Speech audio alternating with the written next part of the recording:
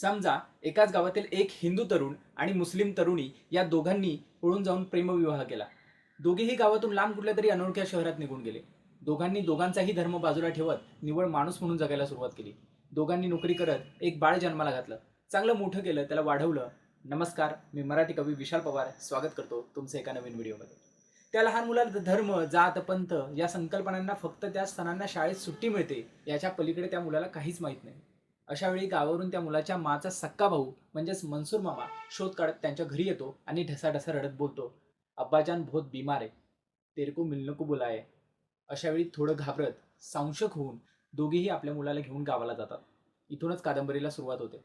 आता तू मोठा हो ही राजन खान लिखित सदामंगल पब्लिकेशन प्रकाशित अवघ्या 120 पानांची कादंबरी निव्वळ धर्माच्या पलीकडे जाऊन माणूस म्हणून जगणाऱ्या प्रत्येकाला समर्पित केलेली आहे.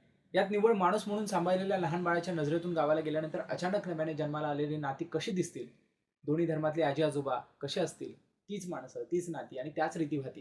नुसती बघण्याची दृष्टी बदलली की जग कसं वेगळं दिसतं असा भन्नाट विषय समजून घ्यायचा असेल तर आता तू मोठा हो ही कादंबरी नक्की वाचा. भेटू पुढच्या नवीन व्हिडिओमध्ये. धन्यवाद.